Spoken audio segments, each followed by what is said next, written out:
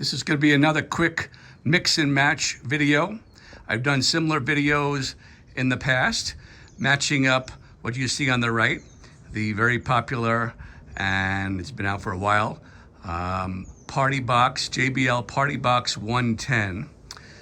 And then on the left, a newer speaker, but it's been out for at least over a year now, and that is the Everse 8. So let's talk about it. So basically, I wouldn't suggest running out and buying this package. This would be basically if you have either or. So the JBL Partybox 110 goes down to 45 Hz. That means that has a very good bass response. It has the bass response almost like a real subwoofer, which goes down to 40. And I did stress almost. The downside of the JBL is it is not, they call it a party box speaker, but it is not very loud. It's great for indoors. I'm demonstrating it out here, but I wouldn't really use it outdoors too much unless I was very close, and not for many people. So I would say the best use of the JBL 110 is an indoor situation like a living room or a den, maybe a small party box, a small party box of maybe 20 people, 30 the most, because the limitations is it doesn't get very loud. After about 90, 95, maybe close to 100 dB, if it was a very well recorded track, it shuts off. It self-mutes itself.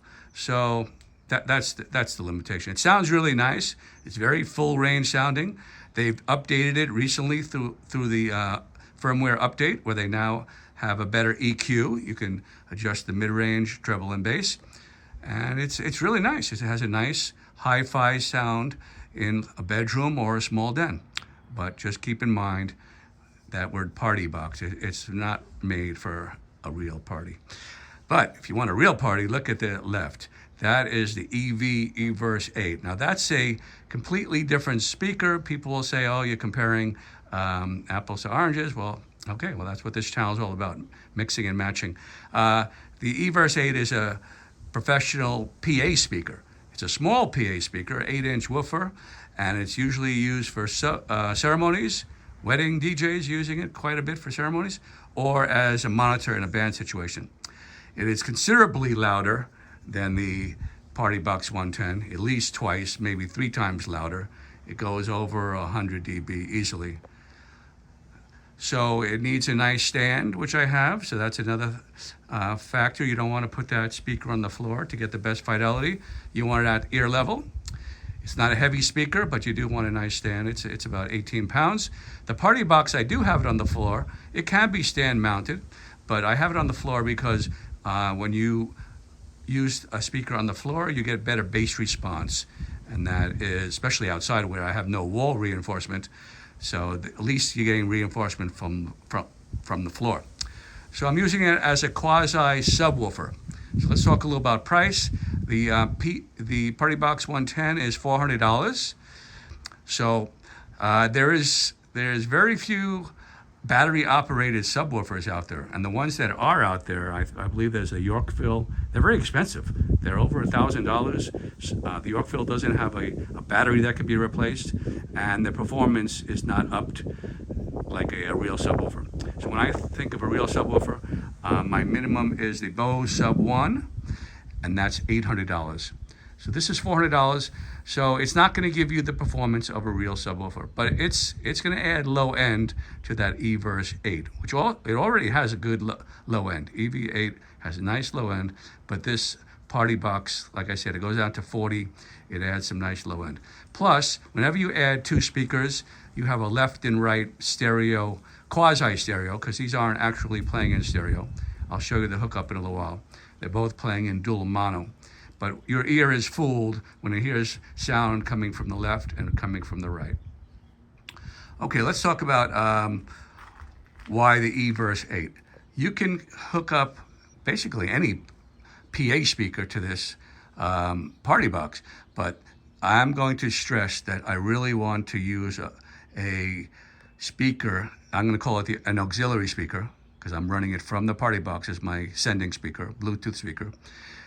These speakers are both battery operated, so we're completely wireless here. I want the auxiliary speaker to have an app, specifically an app that has a volume control. They all do, and preferably a mute function, and this one does. So this is not an inexpensive speaker. The EV8 is $750. So like I said, I've tried this with less expensive speakers. They all work, they all sound good. But if you want the maximum volume, maximum portability, maximum battery life, the EV8 can't be beat. But when you add $750 plus $450 plus the stand, we'll call that $50. You do need one cable. I'll show that to you in a minute. So you're talking $1,200 already. That's getting a little pricey. You can get a JBL Mark II for that price, and you can even get very close to the Bose Pro 8. But those would be single columns, and that would be a different subject for a different video comparison. The reason I want a speaker, for the auxiliary speaker, to have an app is because I don't want to use a mixer. That's definitely something I don't want to use, because that would defeat the portability of this system, because mixers are not battery operated, so I would need some kind of battery source or AC. So I definitely want the auxiliary speaker to be battery operated with the app, no mixer. And so with the app of the EV, which is really good, it's an excellent app. That's why I'm going to be recommending the EV. Besides the volume of the other speakers I'm going to mention, it has the best app out there. So from the app of the EV, I can blend it with the Partybox 110. I can bring up the gain, I can lower the gain. You don't want one speaker to be louder than the other. You want to make, like I said, a quasi stereo field where it sounds like the sound field is coming from the middle. That's the hi-fi nirvana. That's what the goal is, to get the two speakers to sound like they're coming from one sound source. So the other speakers that work, some of these speakers I've already done a video. You might want to check my website. Some of these I've done pairing up with the Partybox 110. So the JBL Compact has an app with a gain. You can do that from a distance, so that will work if you have that speaker. Mackie Thump Go, that has an app. It worked. Nice and loud speaker. None of these are going to be loud as the EV. The EV is number one. That's why I'm doing this video, if you want to spend the extra money. The new Bose S1 Pro Plus, the previous model, the Bose S1, didn't have an app that would work with a gain control and mute from a distance. It just had a very simplistic app. But the new S1 Pro Plus does have an app, and that will work similar to the system.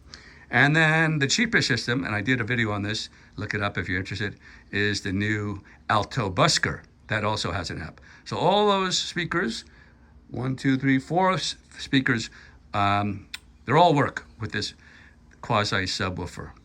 But Everse 8 is the loudest, best app, and it follows the old adage, you get what you pay for. Some people might like this look better with the top over the 110. Kind of looks like a subwoofer on the bottom, like a column array. So this might be more pleasing to your eye.